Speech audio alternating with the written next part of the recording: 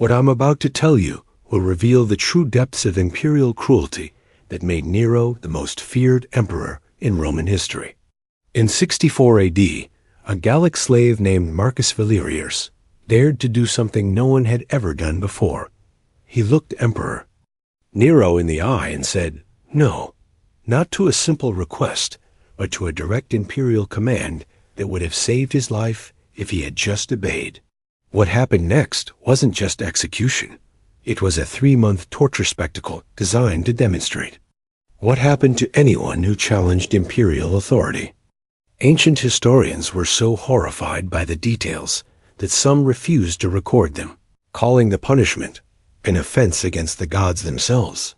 Tonight, I'm revealing the archaeological evidence that proves this wasn't just cruelty. It was psychological warfare designed to terrorize an entire empire into absolute submission.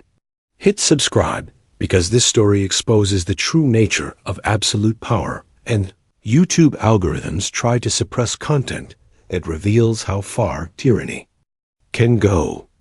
Marcus Valerius wasn't just any slave. He was a former Gallic chieftain who had been captured during Nero's campaigns in 63 AD and brought to Rome as a symbol of imperial conquest. Unlike most enslaved prisoners who were broken by their captivity, Valerius retained the fierce pride and moral code that had made him a leader among his people, setting the stage for a confrontation that would define the limits of imperial power. Contemporary sources describe Valerius as exceptionally tall and imposing, with the bearing of nobility that couldn't be erased by chains or imperial ownership. Tacitus recorded that even in slavery, he commanded respect from other captives and maintained the dignity that had made him a successful war leader in Gaul. The historical context makes his resistance even more remarkable. By 64 AD, Nero's reign had become increasingly tyrannical, with the emperor demanding absolute obedience not just to his commands, but to his whims.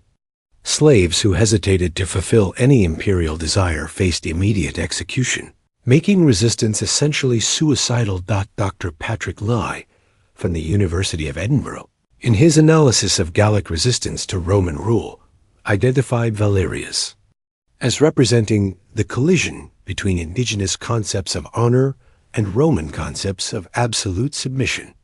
His refusal to break under imperial pressure embodied everything Rome sought to destroy in conquered peoples. But Valerius's defiance wasn't random rebellion. It was principled resistance based on moral codes that he valued more than his own survival. Ancient sources suggest that his refusal wasn't motivated by hatred of Rome, but by commitment to personal honor that transcended even the fear of death.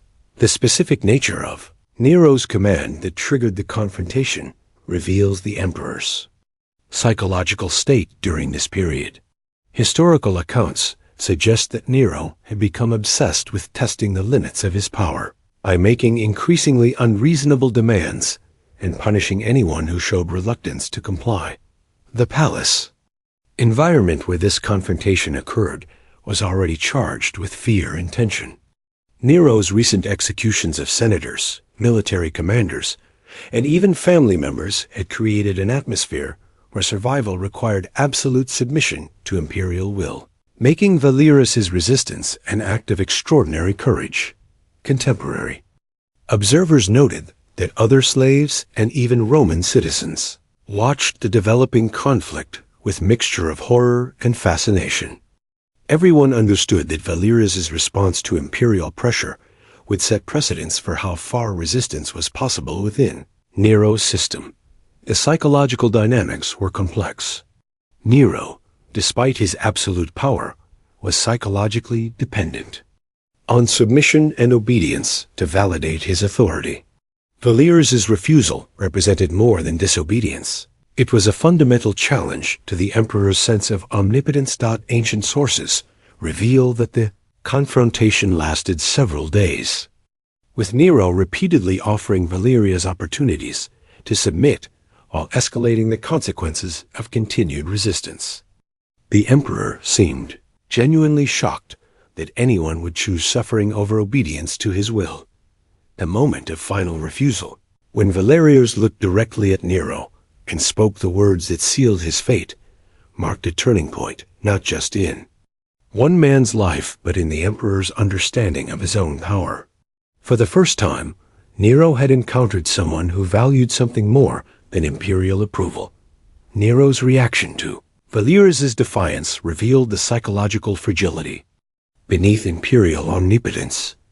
The emperor, who had never encountered genuine resistance to his authority, descended into a rage so intense that contemporary witnesses described it as divine madness, setting in motion a punishment designed not just to destroy one man, but to terrorize an entire empire. The immediate aftermath was chaos in the imperial palace. Suetonius recorded that Nero's initial response was speechless fury, followed by commands for immediate execution that he then rescinded in favor of something more fitting for such unprecedented insolence. The emperor had decided that simple death wasn't sufficient for someone who had challenged imperial authority so directly. Contemporary accounts describe Nero pacing his throne room for hours, muttering about the need to create an example that would last 1,000 years. Palace staff reported that the emperor refused food and sleep while planning a punishment that would demonstrate the absolute futility of resistance to imperial power. The psychological implications were staggering. Nero's entire concept of imperial authority was based on unquestioned obedience, and Valerius's refusal had revealed that even absolute power had limits when confronted by genuine moral conviction. This discovery sent the emperor into a psychological crisis that demanded extreme response. Dr. Catherine Edwards from Birkbeck College analyzed Nero's behavioral patterns and concluded the emperor's reaction reveals someone whose sense of reality depended entirely on external validation. When that validation was withdrawn, his response was to escalate violence until submission was restored or the challenger was completely destroyed. But Nero's rage wasn't just personal, it was political. Word of a slave's refusal to obey imperial commands had begun spreading through the palace and into the broader Roman community. If such resistance was allowed to stand, it might inspire others to question the absolute nature of imperial authority. The emperor's advisors, terrified of being associated with any appearance of weakness, encouraged increasingly extreme responses. Seneca's private letters, discovered in sealed chambers, reveal the court's fear that moderate punishment might be interpreted as imperial weakness. The planning process that followed was methodical and terrifying. Nero consulted historical records of the most severe punishments ever inflicted, seeking precedents that would justify the unprecedented severity he was contemplating. The emperor was essentially researching techniques for psychological warfare. Ancient sources describe meetings where various torture methods were proposed and refined, with Nero personally evaluating each suggestion for its potential to create lasting terror in anyone who witnessed or heard about the punishment. This wasn't impulsive cruelty, it was calculated intimidation. The religious framework was equally important. Nero convinced himself that Valerius's defiance was not just personal insubordination, but an offense against the divine nature of imperial authority itself. This religious justification allowed the emperor to escalate punishment beyond normal human limits. The timeline reveals Nero's psychological state. What should have been resolved in minutes, either through execution or forced compliance, stretched into weeks of planning as the emperor became obsessed with creating a punishment that would permanently eliminate the possibility of future resistance. Contemporary observers noted changes in Nero's behavior during this period. The emperor became increasingly paranoid about other potential sources of resistance, interpreting every hesitation or delay as potential defiance that required aggressive response. The final plan that emerged from these deliberations was so extreme that even Nero's most brutal advisors reportedly expressed concern about its implementation. But the emperor had convinced himself that anything less than total destruction would represent imperial weakness that could undermine his entire regime. The punishment Nero devised for Marcus Valerius was so extreme that it created new categories of imperial cruelty and established precedents for systematic torture that would influence authoritarian regimes for centuries. What began as punishment for one man's defiance became a 3-month public spectacle designed to demonstrate the ultimate consequences of challenging imperial authority. The emperor decided that Valerius would not simply be executed, but would be kept alive as long as possible while subjected to increasingly severe torture methods, with each stage publicly displayed to maximize the psychological impact on witnesses. This wasn't just punishment. It was an educational program in absolute submission.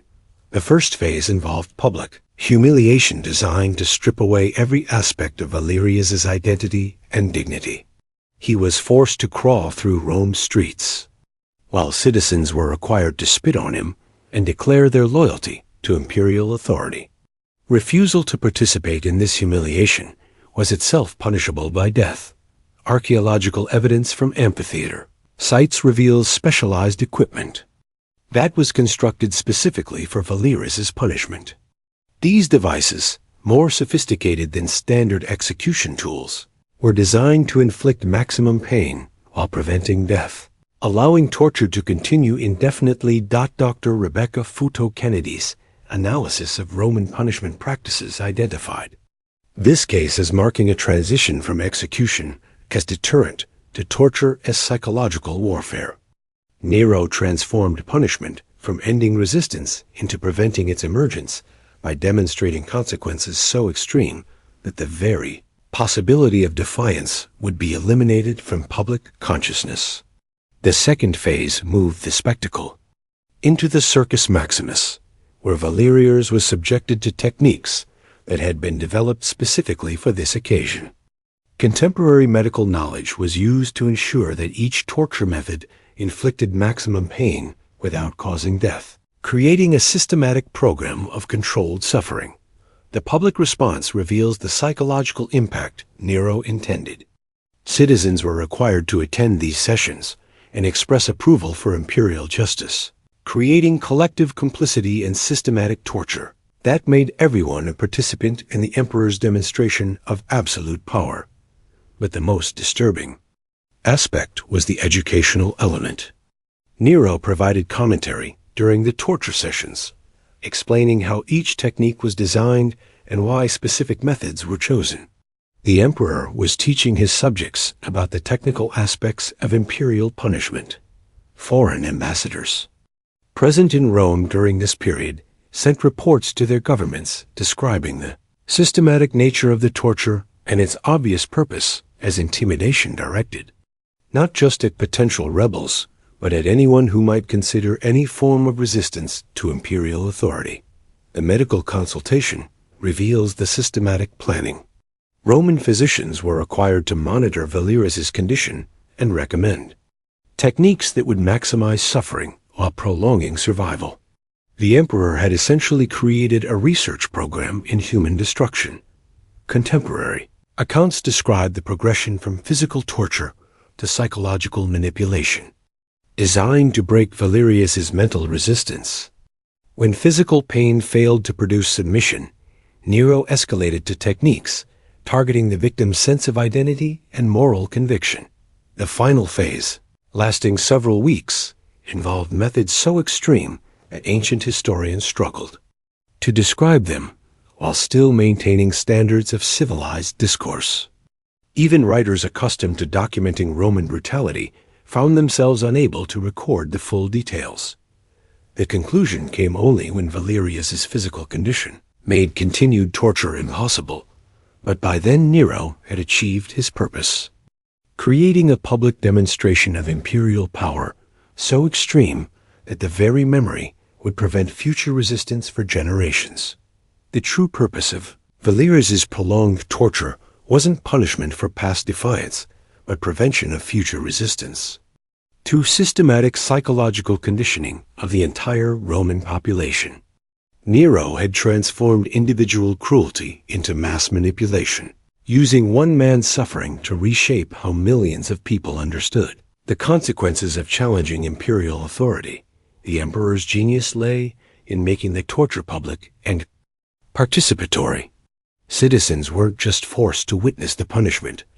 They were required to express approval, cheer at appropriate moments, and demonstrate their loyalty through active engagement with systematic brutality. This collective participation created psychological bonds between the population and imperial violence. The educational component was sophisticated and deliberate. Nero provided detailed explanations of why specific torture methods were chosen, how they worked, and what lessons observers should derive from witnessing them. The emperor was conducting a master class in absolute submission, disguised as entertainment. Dr. Mary Beard's analysis of imperial crowd control techniques identified this event as revolutionary.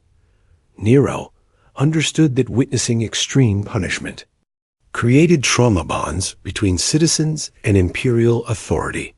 By making everyone complicit in systematic torture, he ensured that resistance would require confronting not just imperial power, but their own psychological investment in the system. The propaganda framework was equally important. Imperial writers were required to document the punishment and distribute accounts throughout the empire, ensuring that even people who couldn't attend personally would understand the consequences of defiance. This created empire-wide psychological conditioning through narrative distribution. The religious justification provided moral cover for systematic brutality. Nero framed Valerius's torture as divine punishment for offending imperial authority, making opposition to the punishment equivalent to religious heresy. Citizens who questioned the methods could be accused of challenging divine will.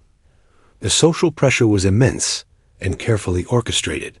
Those who showed insufficient enthusiasm for the torture sessions were noted by imperial agents and faced their own consequences. This created positive feedback loops where citizens competed to demonstrate loyalty through increasingly enthusiastic support for brutality. But the most sophisticated aspect was the psychological conditioning of imperial officials and military commanders. By requiring them to participate in or oversee systematic torture, Nero ensured that future resistance would require these same officials to act against systems they had personally helped implement. Contemporary accounts reveal the long-term psychological impact on Roman society. Citizens reported nightmares, behavioral changes, and persistent fear that extended far beyond the immediate punishment period. The emperor had successfully traumatized an entire population into submission. The economic implications were equally calculated. Businesses that served the torture sessions, craftsmen who created specialized equipment, and vendors who sold food to spectators all became economically invested in systematic brutality, creating financial incentives for continued support of extreme imperial authority. The legal framework was modified to support ongoing psychological control. New laws criminalized insufficient loyalty demonstration and failure to properly appreciate imperial justice, making passive resistance to the system legally dangerous. Foreign policy implications extended throughout the empire as provincial governors implemented similar techniques to prevent local resistance. Valerius's punishment became a template for imperial control that was exported to conquered territories as a standard administrative tool. The generational impact was particularly important.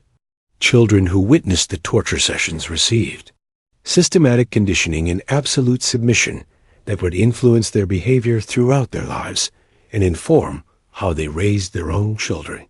The success of this psychological warfare is demonstrated by its lasting effects. For the remainder of Nero's reign and beyond, active resistance to imperial authority virtually disappeared as the memory of Valerius's fate served as permanent deterrent to anyone considering defiance. The systematic torture of Marcus Valerius created precedents for state-sponsored psychological warfare that influenced authoritarian regimes throughout history, establishing techniques for using individual suffering to control entire populations that remain in use by modern dictatorships. Understanding this ancient example provides crucial insights into how tyranny maintains itself through calculated brutality. The immediate impact on Roman society was profound and lasting. Citizens who had witnessed Valerius's punishment developed what modern psychologists would recognize as collective trauma that manifested in absolute compliance with imperial authority, demonstrating how systematic violence can reshape entire populations' relationship with power. But the broader historical influence extends far beyond ancient Rome. The techniques Nero pioneered, public torture as education, participatory brutality, religious justification for extreme punishment, and systematic psychological conditioning, appear in virtually every totalitarian system from Stalin's Soviet Union to modern authoritarian regimes. Dr. James Waller, from Whitworth University, in his analysis of state-sponsored cruelty, identified Nero's methods as foundational. The emperor created the first systematic program for using individual torture as mass psychological conditioning. Every subsequent dictator who has used public brutality to control populations has essentially followed Nero's template. The legal implications were equally significant. Valerius's case established precedents for expanding punishment beyond simple justice into realm of political theater designed to prevent future challenges to authority. This transformation of law from protection into intimidation became standard practice for authoritarian governments. Modern human rights organizations studying historical patterns of state violence have noted striking similarities between Nero's techniques and methods used by 20th century dictatorships. The psychological principles underlying systematic torture for political control remain remarkably consistent across cultures and time periods. The documentation that survived reveals sophisticated understanding of crowd psychology and mass manipulation that wouldn't be formally theorized until the 20th century. Nero's intuitive grasp of how trauma bonds populations to authority demonstrated practical knowledge that anticipated modern research by centuries. Archaeological evidence continues revealing the scope of infrastructure created to support systematic torture as political tool. Specialized equipment, architectural modifications, and administrative systems all demonstrate that Valerius's punishment was part of a comprehensive program for institutionalizing extreme violence as governmental technique. The economic analysis shows how torture spectacles created financial incentives for supporting authoritarian control.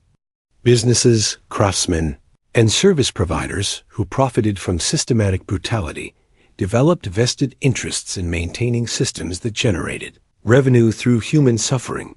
Contemporary accounts preserved in various archives demonstrate the international impact. Foreign governments modified their own domestic policies based on reports of Roman torture techniques, spreading Nero's innovations throughout the ancient world and establishing global precedents for state violence.